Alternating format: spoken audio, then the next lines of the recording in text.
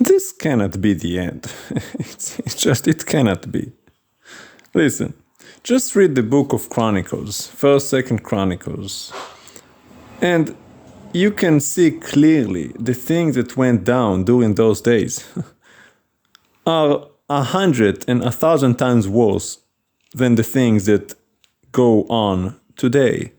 With all of the wickedness in the world and all of that gay pride and all of that mess and abortions and LGBTQ and the hatred and the Muslims, we're still better off than the things that went down back in the day, 1st, 2nd Chronicles.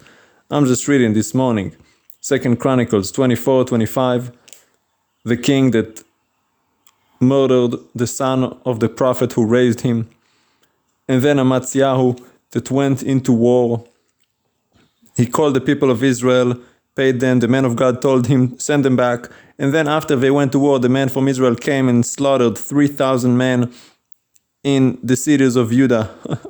Not to mention Judah took 10,000 people from Seir and threw them off the mountain, and they all cracked down in the valley. Listen, take heart and be disturbed. Take heart because this is not the end. Verse time. Judgment is yet to come because it cannot be the end. Why would the Lord judge us when we're better than what we used to be? Now, be distressed because, well, things are gonna get a lot worse before they're gonna get better. When you realize we're not even as bad as we used to be, well, it's gonna go downhill. Now, don't be like Hezekiah and say, is this gonna happen in my days? It's gonna happen, your days or not, it makes no difference really, because each and every single one of us is gonna be judged and given account for what we did with this life we've been given. So whether you suffer this plague or you suffer that plague, everybody suffer and everybody's gonna be judged accordingly to what they have been given. See Parable of the Talents. So all you need to focus on is not when Jesus is coming back, not who is the Antichrist, not this or that and all that other mess.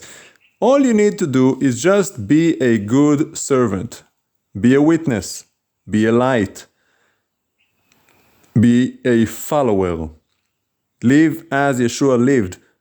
Draw so near unto him that when people look at you, they could see him. That's the point.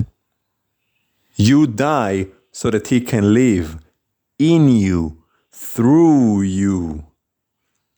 Stop being you and start being him. That's the message of the scripture. Yeshua didn't tell you to go to a church service and to go to a men's group and play football on Thanksgiving, bonding with other men. What is all that mess that you people do in this godless religion of Christianity in particular? Judaism has its flaws, but it's nowhere near what you Western Christians do with your pizza night and your football teams and your frisbee on the 4th of July morning. It's a Bible group.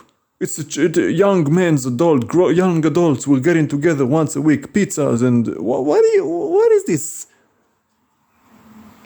You're useless.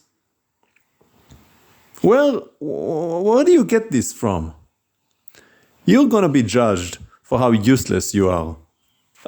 You're like the guy who's been given 1 talent, except you're worse than him. At least he buried it in the ground. You wasted it on strippers. Godless man.